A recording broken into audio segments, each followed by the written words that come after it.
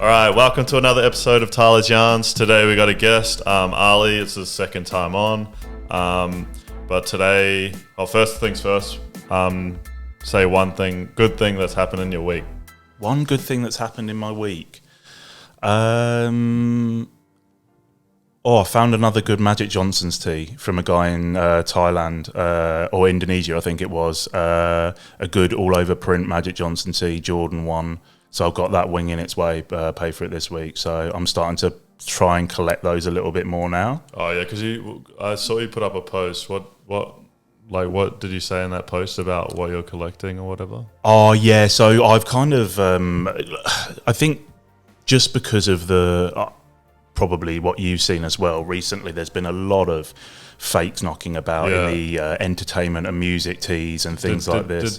Did you see what happened last weekend on the 1980s? Yeah. I think I don't really get involved in kind of the politics of whether who knows what. And from a person who's done lives myself, like it's difficult to be able to fully. Everybody expects, because he's one of like the top two that everybody knows. Everybody expects him to be able to sort of legit check and things. But he sort of did. So pretty much to give everyone an idea of what happened was 1980 something co. runs the virtual flea. There was a fake that was sold, which he kind of did know, because he was like, oh yeah, the Mars T was he's never seen that before, and he used to be a collector, so maybe he just like slipped up or something. That's what I think. I don't think it was like a big deal or anything like that. But I think there was people talking about the fact that it was on. I mean, yeah, with Mars tees and things like that, if you haven't seen one before, alarm bells probably should ring, especially in how many sort of people he would come across and collectors he would come across. But it was on a Pro Club tag, and I think people were harping on about, obviously people who know Mars tees a lot more than I do. I'm sure Alex from Faded was looking at it all. But it was on a Pro Club tag, and people were like, yeah, but Pro Clubs are blanks, but which I didn't necessarily understand, because I was like, well, all of them are printed on blanks, because it had a date on it. And they were like, oh no, it would have not had a date on it previously. But I was like, I didn't fully understand what was going on, but I don't know whether it was they were saying that Pro Clubs are only bootlegs or whatever, but I'm sure that I've had tees on Pro Clubs that have been official releases as well. So it was a very difficult one to tell, I think. Yeah, and it's very difficult, but yeah, I don't think anyone's sort of at fault. It was an accident, I think. What did it go for in the end? Was it like $300? Yeah, which is USD. Dirt cheap for what it like. What would you reckon is like a fair thing after that happens? So do you reckon like the seller? Oh yeah, I mean if it's being called out as so, and there's enough like people saying that it is so, I think the seller gives the opportunity for the person to pull out. If the person's like, for $300, like, because for me I thought Mars tees was like $1,500 or whatever. If the person's still like, well, do you know what, like I'll have it anyway because I think it's a cool tee.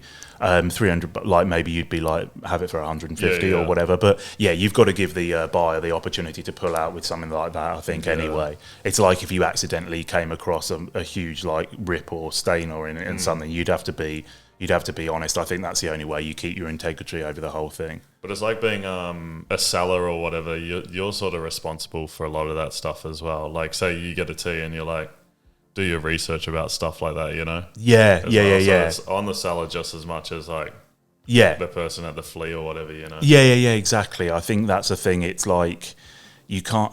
It's difficult because, again, like the reason that I've kind of decided to personally go back to just rocking more sports tees, because it's essentially, I have a lot of information from when I was younger and from my time over the years that I'm pretty 99% sure when I'm assessing something, I know what I'm on about. Whereas with those other things, some of them look so good.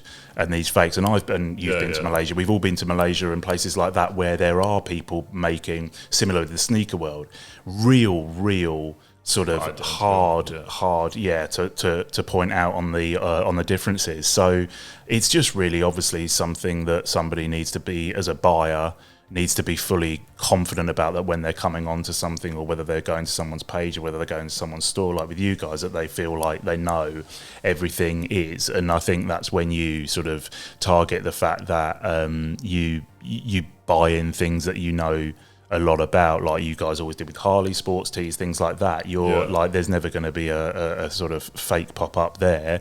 And if by any chance there's one that comes, you probably don't put it on the shop floor, or I don't put it on my page. It's like as simple as that. So I think it gets to a realm where you don't feel comfortable as a seller with what you're putting out there, then you start to kind of get a bad name for yourself. And you probably maybe just pull back on some of those things.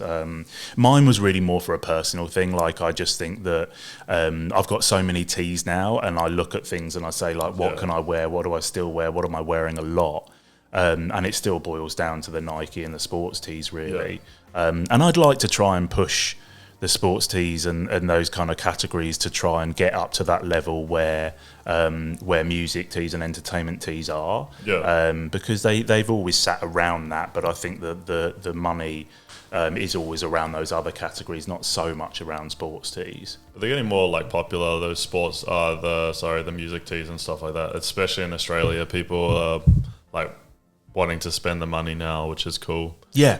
I think it's good. I feel like it's a category that people in Australia, especially with like bootleg, rap tees, music tees, they're really starting to understand that you can buy one thing that you might either rock a lot or it means a lot to you, and it doesn't necessarily matter too much because that is the market now. Again, if you tie it back to sneakers, it was the same way. People might have begrudgingly paid for a collab, but if they realise that's the market and if they really want that piece, that's what's going to happen. It doesn't necessarily sit well with everybody, but I think the Australian fan base is still starting to realise that if they don't get it, someone else will, and it will go off to an America or Europe or somewhere like that. Especially like Australian made ones as well. Yeah. But today I want to go through like what it was sort of like for you to start your own business, just because you're still sort of in like the early stages of it, like to go up. And like I think a lot of people sort of want to like hear what you got to say and like the position you're in and stuff like that. Yeah, I mean, like, even with just like picking clothes and stuff like that, you know. Yeah, I mean, the good thing about it is just always found it so exciting because for me, and I've said it to other people, sometimes I feel like 80% of the whole enjoyment, even picking a personal bit, is the hunt for it. So in a nutshell, I started it when I lost my job in Dubai which was about 4 months before we were due to come back here anyway to live permanently. So I started buying up a few more sort of things from my childhood. I've always dipped in and out of it, and again, very briefly, which I've mentioned before, I kind of was infatuated with Nike and Jordan and Agassi when at a very young age, and was like picking adverts out of my dad's GQ magazines, and a lot of all of this nostalgia thing for this comes from the fact that I wasn't allowed a mass of these things. It was like if I had a day trip to London like once every 6 months, it would be one t-shirt from a Nike store that I'd be allowed as a treat. So I started amassing some of these things that were nostalgic to me, and putting them up as a gallery on Instagram, really just with no intention to sell. At the start, you were just like full on gallery, or you weren't even selling any No, stuff. it was literally just like, this is my stuff, and then people started to say, oh, this is awesome, or I remember that, or I remember this, and they were like, are you selling this, or can you get another one of those? And I was like, no, I'm just putting it up as a gallery. But then after a number of inquiries, I was like, okay, well, maybe I can sort of fund my own pieces by selling some of the other ones that maybe I can get in that aren't so nostalgic to me but could be to someone else. So then I started doing that right at the end of the Dubai, but with the intention that I then started the page as like more of a selling page, locating myself in Melbourne before I'd even got here. Before you even got here. So from the picking side of things, I kind of like it's as I think when you guys started as well, it was a mix of everything. I was going like Depop, eBay, all different countries. At the time when I got here in January 2019, when I really started the business, I made my first trip that year to Malaysia. So that's when I really realised that it could turn into something sort of bigger, because I was getting good prices, good price for accommodation and flights. So the whole thing worked out to be really good value for the profit that you can make on some of these T-shirts that people don't have the availability to be able to get. And like you said earlier, Australians were sort of in that vintage sports and vintage Nike. Even in 2019, it wasn't particularly massive. So people were trying to just sort of understand like prices and what they liked and what they wanted. And I suppose I was bringing a bit of that to them with the Instagram page and doing a couple of markets like I did with you guys and Spell Out and stuff. So it really just, that was a big, and obviously that got affected by COVID, which was unfortunate, but so we couldn't do that anymore. So then I just was like, literally, I mean, I now work 4 days a week part-time, but before that I was literally every day just sourcing, just wherever it might be. Absolutely every avenue you can think of, just sourcing, because I was in the mindset of you just don't know what might be where. So like, saying like you're sourcing the stuff or whatever, were you going mostly to like op shops or like Depop or eBay, or what were you doing? Yeah, I would say since I've got here, I've done all right at op shops. I've never had like that amazing come up, and I think speaking to people that were doing op shops before I even got here, they did used to be those amazing things crop up every now and then, but I was more so doing Depop, Marketplace, like especially for like some sneakers sometimes. Marketplace came up as a pretty key area sometimes, and really a lot of Depop and Depop back home as well. So I would like raid the UK Depop and get mum to send a care package, like a huge package of stuff, so it would come over. So and most people have been pretty good. Like it would obviously take a little bit of time for some. I would buy up off my own budget that I knew were things that were key sellers, and then other times I would put things up on my page to kind of say, look, I can get hold of this because I've got an avenue to do so. If you're interested in buying it, I can't necessarily afford to go all out on everything I see. So some of these things I put up, I'm like, if you want to buy it as like almost a pre-order, and then I'll sort out all of the logistics to get it to you. So started doing that a bit as well. But yeah, it was like op shops would come up with some good stuff occasionally, and it was always fun doing op shops. I think the op shops I kind of like, especially during COVID or when it was open and stuff. It would be like I can do my steps by walking around everywhere, and then I can hopefully come across some stuff. And it's that fun that you never know what might be in there. Yeah, for sure. I saw there's a lot more like toys and stuff in the op shops these days, like more figurine sort of stuff, not too many come ups. You don't really see too many Australians come up on Vinnies and stuff like that. Yeah, no. I mean, you still get the odd made in Australia bit. Like if I have come up across some Nike stuff, it has been a few bits have been the made in Australia bit. I came up across a great old, I think it was World Cup 2008, and there was an Australian advert, and I put the link to the advert for it. It was an awesome advert where they're playing in like a deserted football stadium, and there's like this character who's like the really sort of negative guy, like the typical negative fan, just telling them they're going to lose and all that sort of thing, and they just boot the football, hit him in the hand, and he falls off the stand. But it's like a good advert. But I came across that advert tee and sold that pretty quickly. But those kind of little nostalgia things are quite good, and that was just at the back of a rack. I think in Vinnies or Salvos somewhere, maybe Abbotsford, around there somewhere. What do you reckon some tips that you sort of like came across, like when you're starting up, and like stuff you're sort of learning along the way? Oh, I think a lot of like one tip that I picked up from from just listening to a live or a podcast at some point was that to hit the op shops after 11 because the thing or on Tuesdays or something when they restart. Tuesdays and Thursdays, I think, in Australia, and after 11, because that's when the rest of the staff will come in, that's when they will start putting things out. And I mean, look, that's not necessarily giving tips away, because I don't. I mean, it's everybody's got their own op shop etiquette and op shop strategies, but that's what I was told. And actually, I think the first time I went out after I heard that, I got off some really good come ups after 11 o'clock. So because it would only open at like 10 a normal op shop or something. Yeah, and then I think they get there'd be someone opening up at 10, and then they get their extra staff in at 10:30.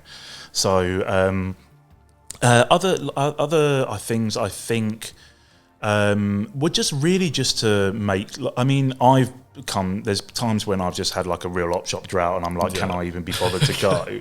And it's just to make sure that you really kind of just look, if you're in the mood for it, go out there with the mindset that you're probably not going to find anything and you might end up having a nice lunch somewhere, and then just like be surprised by what you might find out there.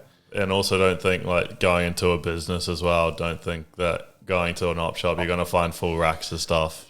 No, it's not I mean, realistic. Going back to the business side of things, like as much as it's always like super fun to do the sourcing and great, I would literally be on my phone sometimes for like 6 hours a day, doing that sort of thing. So the sourcing is to get the stuff that you want. Yeah, it's not there on a plate. The sourcing is. And I don't think people like get it because there's a lot of like vintage, like companies popping up, and I don't think they get that it's like takes a while to source, so it's like a good like indicator for you to like, you know what I mean? Yeah, and I would say the other thing is that what you learn from it if you're a startup business is you learn the trends, and you sometimes learn the hard way. Maybe you buy some bulk stuff and you're like, actually this isn't working. But I would say if you are a startup company and you're not of the mindset that it's all going to fall on a plate for you, if you do your research about what the trends are and what you can buy there, then that really, really helps. And that doesn't even necessarily take that long. You can just have a look at what might be listed on Depop under, I mean, for example, if you put in Nike vintage or sports vintage and you see a majority of what people are trying to sell, it's because they probably know that's what's going to sell. So you have a look at those categories. It's probably a pretty good indication of what you should maybe be buying up. Yeah, or even like bigger vintage stores as well. You can see like they do Nike drops, like say us or whatever, then it's like, oh, they can sort of see what's selling, like in the drops and stuff like that, and buy probably from that. Pay attention to those sort of things. I mean, I even still do it. Like I do it with you guys. I do it with if I've coming across things in the UK. Like the same rule applies. If it's too cheap, it's probably too good to be true. It's probably because it's not selling. So if you're buying up that stuff, it might be worth spending that extra $10 per piece to get your sort of $30-40 profit, what you might be able to get to get more like less minimum profit and then have better stuff on your site and then start building from there, I think. Exactly. So I mean you're remembering how you did it as well, and that's the thing. It's like all coming back. Yeah, exactly. And that's the thing. It's like I've probably now gone to sort of try and source more kind of premium, higher end stuff. Just because a lot of people in Australia don't really source a lot of premium stuff. You can really only source premium stuff if you're like handpicking it. Yeah. And that's the thing. And that was easier when I was going to Malaysia and stuff like that. But then it's so it has been made a lot harder through COVID, to completely honest. But now that there's more, I mean, it was really difficult when we were just stuck in four walls and not being able to try any options here. Were you going hard on like eBay and stuff? Yeah, eBay I haven't, like eBay's not something that I don't know, I'll tell you the worst one that I found, and I did find odd things here or there, was Etsy. It's just so badly laid out that I was like, I just can't handle this anymore. And I believe Etsy have bought Depop, so I hope that they don't go like and put them in their same format, because it was just awful. Depop's so slow though as well. Yeah, like I mean there needs to be something invented where it's like, you can fast speed, and like it's like they need like a cheaper version of like Grailed or something like that. Yeah, like in fast checkout. Like Grailed, like I Grailed is probably a good source point for me for premium stuff. And I would say that it's always worth haggling as well. Like you forget that we're in a business where like especially if you're a small startup company and you're buying things offline from those places, it's always worth, like the worst that they can say is no. Although I put an offer in the other day on something and someone said, how about for free? And I was like, okay, fair enough. Like, but I mean, I don't like, it's the thing is if you lowball, it's probably, you got to be a bit careful about not lowballing like less than 50% of like or like more than 50%. It's like spitting in their face. But if you ask for $5-10 off, and then you do that 4 times a week, that's another tea for you to purchase. So I've always worth, like especially on Grailed, and I would say that it's worth like making sure that you have a look, see how long the item's been sat there. That's always a good one. Because if it's been sat there for 27 weeks, they're probably more likely to give you a bit of discount off it and things like that. So they're all tips that I've picked up off doing this for the last 3 years. How do you sort of like identify like good and bad vintage, like more popular sellers and stuff like that? In terms of like the people that are selling on these. No. The actual clothes.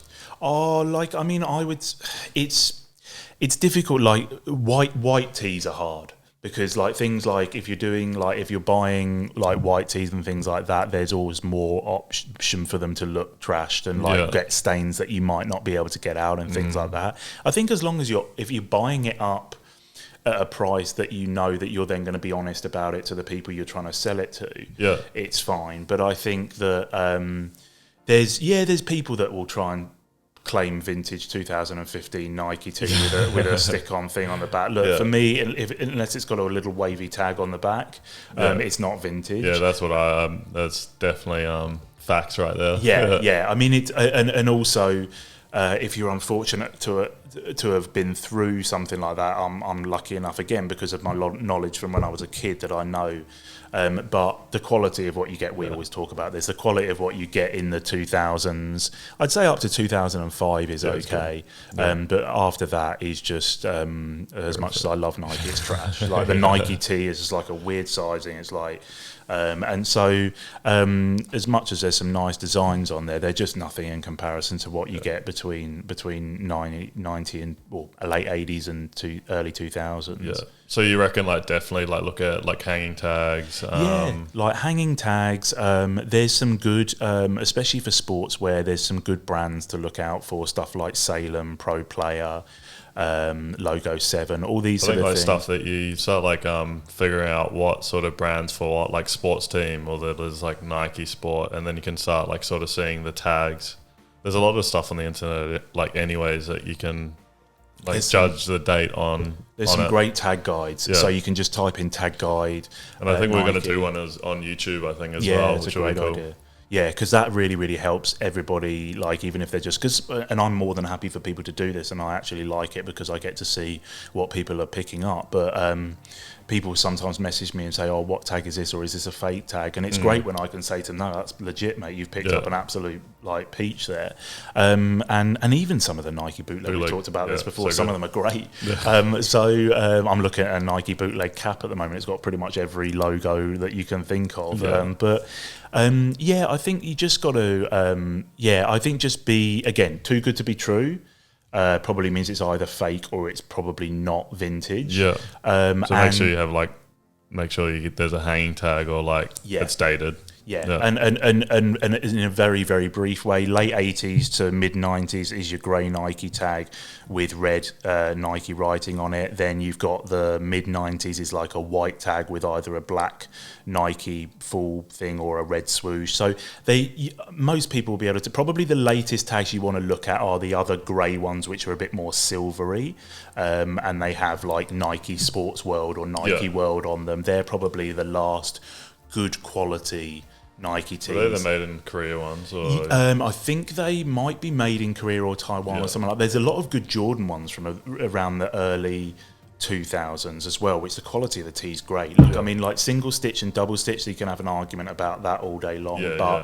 Really, it's more of a kind of the quality is not necessarily great on all single stitch, especially if it's bootleg. And all single stitch Nikes, the quality is not as good as some of the early 2000s ones. Yeah. So just buy up what you see as good quality, and like even like a good design as well. Like, so say if like me or you like it, obviously someone else is gonna like it. You know what I mean? Exactly. Yeah. Trust your own instinct. Yeah. Trust your gut, because that's pretty much what mine is all based on 11-year-old me, what I liked back then, and I still like it now. So trust your gut, trust your instinct, and then when you see some of these pieces coming through, you'll see and feel the quality of them when you get them through the post anyway. What do you reckon like gives a t-shirt value? That's a very, very good question. Look, for me, I would say the nostalgic side of a t-shirt is the value for me. Like, it's more like there's something for me is going to be a Jordan t-shirt, where for someone 15 years younger than me is going to be a sick Kobe t-shirt. Like, I think the intrinsic value is the most.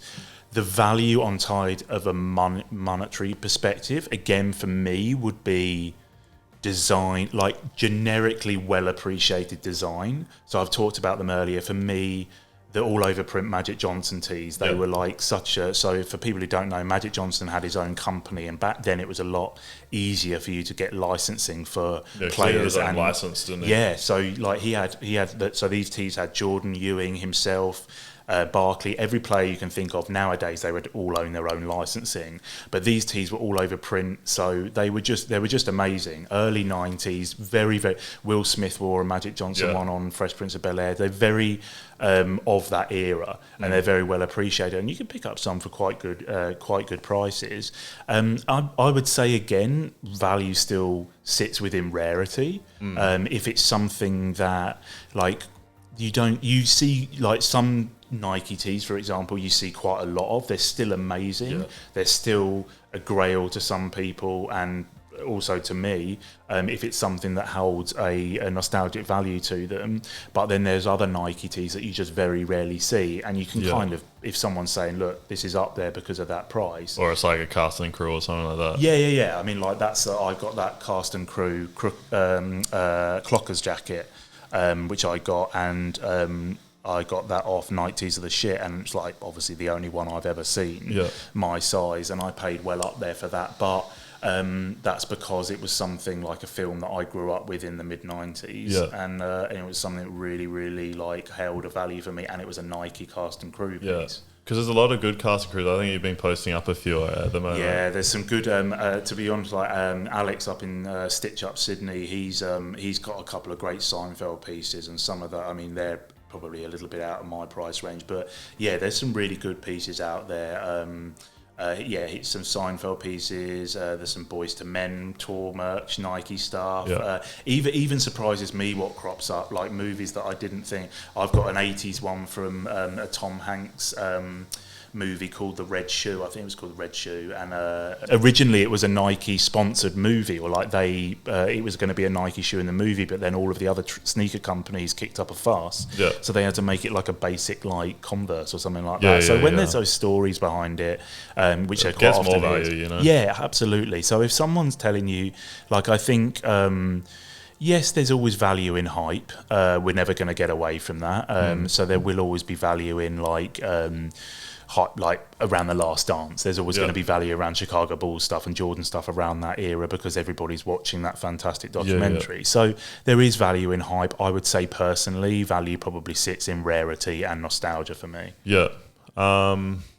Also, like, why vintage? Like, why did you get into vintage? And like, what are some like mistakes you sort of made in your like vintage journey as well? I mean, for me, the vintage wasn't vintage, like, because it was, because for me, like, so it was like it is now, and I've always been into vintage. I've always been into eras that, like, even from the other side of what I love is all workwear and denim and stuff like that. So that's my other kind of vintage love.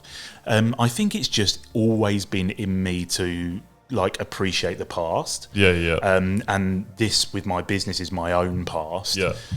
So it's always been something that I've been really into. Like, I mean, that with the denim thing, it's like 50s denim and stuff like that, eras that I was not even a twinkle in anyone's eye for. So mistakes that I've made along the way. Look, I mean, there's things that I've bought along the way. I wouldn't say I've made too many mistakes. Maybe I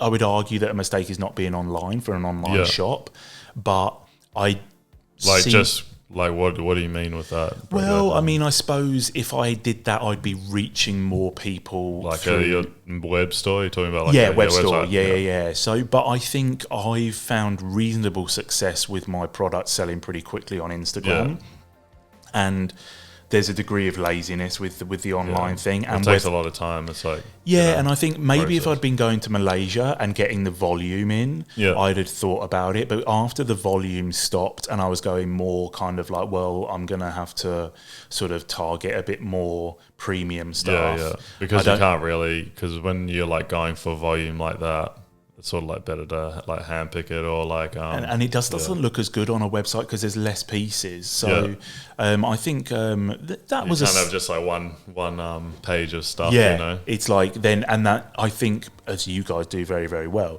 you got to refresh that stuff. Yeah. Like people are coming back twice a week. You've got to have something in the new arrivals that they didn't see before. Yeah, exactly. So yeah, like with you guys, it's a couple of drops a day. Like I do it with you guys. Like when it's a 7 o'clock drop, I'm on there. So if I was having a website and I was showing the same premium pieces that aren't shifting, it would be pretty pointless. So I think, look, maybe. I don't know. Like we were talking about this the other day. Like when you're in the States and things like that, maybe undervaluing your budget for when you go out to stuff like that, because there's always going to be some more stuff that you can get, more and more. But then you also Did I tell that story as well about the Nike, that factory? Oh yeah, so yeah. I told Tyler the other day when we were at the store. So basically, I went to Rose Bowl for the first time, which if anyone hasn't been and they can get to LA, it's the most overwhelming and the most exciting thing that I've ever been to. So there's about like 50 store holders and like they're selling just sort of this type of vintage. And the whole thing I think is 3,200 store holders for the whole thing, but the clothing is majority of it. Yeah, probably not 50, probably like over like 200 probably. Might be, yeah. I mean, I was just like days just walking around like I didn't. But so there's someone on my Instagram said, "Oh, if you're there today, look out for the Nike tree." And I was like, "What, the Nike tree?" And he sent me a picture of this guy who had like Nike holdall bags, and he put them in the tree as a way of like obviously sort of marketing himself. So I went over there, and I bought a couple of these great like dead stock 80s marathon and triathlon bags that were like. Smelt a bit weird, as I think, because of the storage, but they were still worth getting. I started talking to him, and he used to work for Nike. And as I just said about like the previous, like the work wearing denim thing, he was like, "Yeah, I used to work for Nike and Levi's." I was like, "Oh my god, like are you like the angel being sent for me?" And this was like the second to last day that I was in LA, and he was like, "Oh, if you've got time." It's 2.5 hours away, but I have like. Are you driving or? No, because I can't drive. So I mean, if I'd been there for a couple of extra days, I'd have found a way to get there. But he was like, "Come down, and I've got this is just a fraction." From volume and also decent stuff that I have, and I was looking through his racks, going like, there was challenge court stuff, there was dead stock stuff, there was 80 stuff, and I was like, this guy's going to have an absolute gem of stuff here. And so I was going through. Get a loan out, mate. Oh, mate, and I was like, I honestly probably would have made the mum and dad phone call if I was going to be around a bit longer, but my flight was the next day or the evening of that thing. Even so like getting it back as well is like a mish. Yeah, so there is always going to be that, like you could say you need to have a limit of what you're going to be able to spend, because there's always going to be something especially when people are starting up, they're going to have a limit of what they can spend as well. But it's like getting the right stuff that they can like have 100% sell-through rate, you know. It's like it's almost like it's like one of these those trashy programs, I can't remember what it's called, where they buy something and then they have a goal of what they need to get to, and they buy something and sell it on and sell it on and sell it on to try and get to that. From like buy one thing to sell the other. Yeah. So that sort of thing. So I would say starting up a vintage business is a bit like that. You can again still do your trends research and stuff, but you might only be able to afford to get certain things. Definitely do your research on like tags and like stuff like that as well before. But then you sell those items to then go up another level to what you can offer your customer, and you go up, and that's probably pretty much what I've done. Like I would just say, like keep stepping up the stairs. Yeah, and getting to the point where you're like, you realise what people are saying they want and what people are. People end up just like asking you as well, like, "Oh, can you get this?" I have. Once you get a bit more bigger. I have customers and clients now that come to me for specific T-shirts. To research and find them as well. Like even a couple of AFL players I've got like will come and say, "Can you try and get this?" And I'll be like, "Yeah, if I can't, I'll get an alternative." So there's a lot of scope for becoming a real go-to person. And without blowing my own trumpet, like for sort of high-end Nike stuff, there's not a lot of people I know in Australia that do it. So to have that kind of like, so if you were a person and you loved Adidas, like listening to this, you might be like, "Oh, well, maybe I could go and do that for Adidas, or maybe I'll go and rival this guy to do it for Nike." Or surf stuff, or like whatever. Exactly. Like finding, like, even if you're starting out, find what you actually like your niche or whatever, and then Yeah. like just build off that. I think The passion is a massive thing because if you're not passionate about it, you'll lose interest in it. Yeah. So if you're passionate about it from whatever that might be, from what you saw kids wearing at school or what you fell in love with because you just came across vintage and now you love it, whatever you're passionate about, focus on that because that will keep you going through the annoying times of not finding things to keep the hunt up. Yeah, because that's like the reason, you know, that's the reason why you start. You're like, Yeah. oh, that's the reason why I started. But yeah, anyways, that was a good episode. Hopefully people got like a lot of knowledge from that, like that are just starting up and that sort of stuff. But thanks for coming and having a chat. No worries. Thanks for having me again. It was great. Make sure you like, subscribe,